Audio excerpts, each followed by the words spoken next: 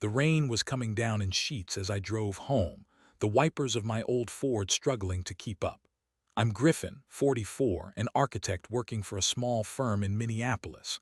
I loved my job, loved the city, and I thought I loved my life. I pulled into the driveway of our cozy little house in the suburbs, the one we'd bought just 5 years ago, a symbol of our commitment, our future. Inside, the lights were off, which was unusual for a Tuesday night. I figured my wife Hazel was just running late from her shift as a nurse at the local hospital. "Hazel, I'm home," I called out, my voice echoing in the sudden silence. No response. I shrugged it off, assuming she was still on her way. I went into the kitchen to start dinner, throwing some pasta into boiling water and opening a jar of marinara sauce. As I waited for the pasta to cook, I checked my phone. A notification popped up from my email.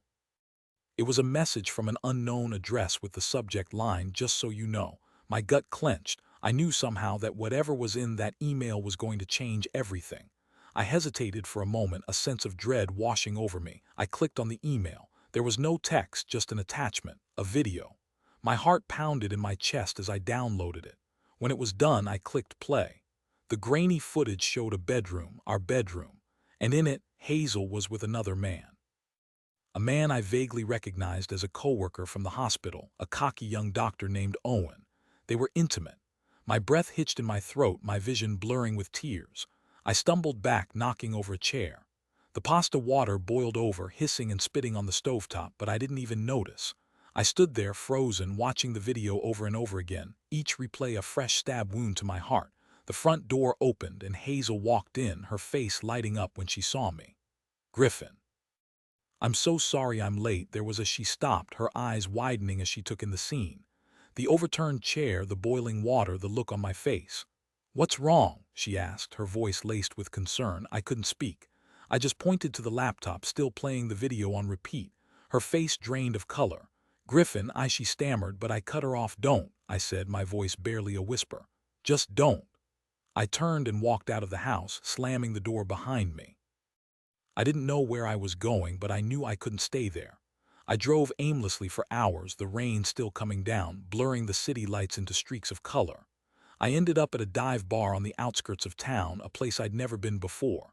I ordered a whiskey neat and downed it in one gulp, then another, and another. I sat there, nursing my drinks, trying to make sense of what had happened.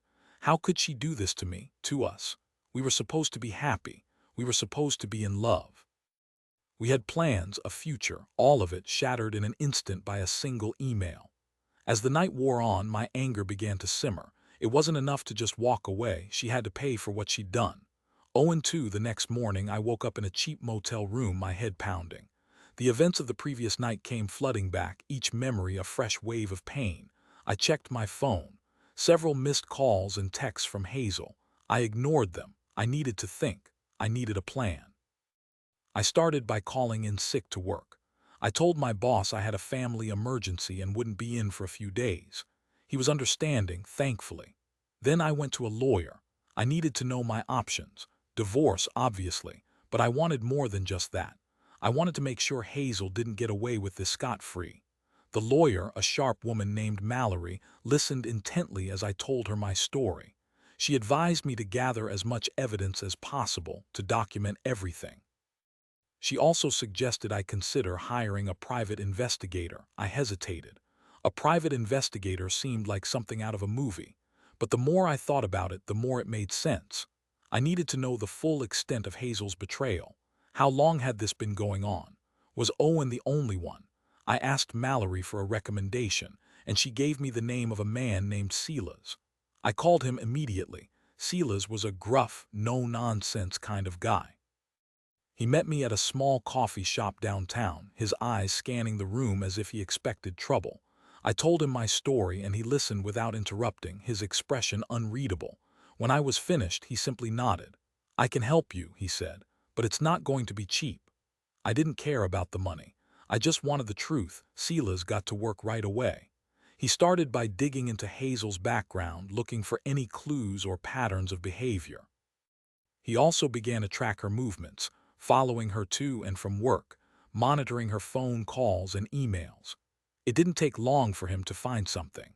He discovered that Hazel and Owen had been seeing each other for months, meeting up for secret rendezvous at hotels and restaurants all over the city. He also found evidence that Owen was using his position at the hospital to embezzle funds, and Hazel was helping him cover it up.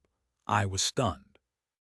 Not only was Hazel cheating on me, but she was also involved in illegal activities. This was beyond anything I could have imagined. Silas advised me to take this information to the police, but I hesitated. I wanted to confront Hazel first. I wanted to see the look on her face when she realized I knew everything. I called Hazel and asked her to meet me at a park we used to frequent when we were dating. She agreed, her voice sounding hesitant and nervous. When I arrived, she was already there, sitting on a bench, her head in her hands. "Griffin, I'm so sorry," she said, her voice choked with tears. "I don't know what I was thinking." I sat down beside her, my heart pounding in my chest. "I know about Owen," I said, my voice cold and hard. "I know everything." Her eyes widened in shock. "How?" she stammered. "It doesn't matter," I said. "What matters is that you betrayed me, you lied to me, you destroyed our marriage." "I didn't mean to," she said, her voice pleading. "It just happened." "It just happened," I repeated, my voice rising. "You think this just happened? You've been seeing him for months. You've been lying to me every single day." I stood up, pacing back and forth in front of her. "And it's not just the cheating, is it? You're involved in Owen's illegal activities. You're helping him steal from the hospital." Her face paled. "I can explain," she said, her voice trembling. "There's nothing to explain," I said. "It's over. I'm filing for divorce, and I'm going to the police. You and Owen are going to pay for what you've done." I turned and walked away, leaving her sitting there, alone and defeated. I felt a sense of satisfaction, but it was quickly replaced by a deep sadness. I had lost the woman I loved, and in the process, I had discovered a side of her I never knew existed. The next few weeks were a whirlwind of legal proceedings and police investigations. Hazel and Owen were both arrested and charged with embezzlement and fraud. Their affair became public knowledge, and their lives were turned upside down. I filed for divorce, and it was finalized quickly and without much argument. Hazel didn't contest anything. She knew she was in the wrong. As for me, I tried to move on with my life. I threw myself into my work, spending long hours at the office, trying to forget about everything that had happened. I also started seeing a therapist who helped me process my emotions and deal with the trauma of the betrayal. It wasn't easy, but I was determined to heal and rebuild my life. One day, a few months after the divorce was finalized, I received a letter in the mail. It was from Hazel. I hesitated before opening it, unsure if I was ready to hear what she had to say. But curiosity got the better of me, and I tore open the envelope. Inside was a handwritten letter. In it, Hazel apologized for everything she had done. She admitted that she had made a terrible mistake and that she regretted it every day. She said that she understood if I could never forgive her, but she wanted me to know that she was truly sorry. I sat there, reading the letter over and over again, tears streaming down my face. I didn't know if I could ever forgive her, but I appreciated her apology. It was a small step, but it was a step in the right direction. I knew that I would never be able to forget what she had done, but I also knew that I couldn't let it define me. I had to move on. I had to find a way to be happy again. I am now dating someone new, a kind and compassionate woman named Imogen. She has helped me to trust again and to believe in love. We are taking things slow, but I am hopeful for the future. And as for Hazel, I have heard that she is working to rebuild her life as well. She has paid her debt to society and is trying to make amends for her mistakes. I don't know what the future holds for her, but I hope that she finds peace and happiness. I have learned that betrayal can be devastating, but it doesn't have to be the end. It can be an opportunity for growth, for healing, and for new beginnings.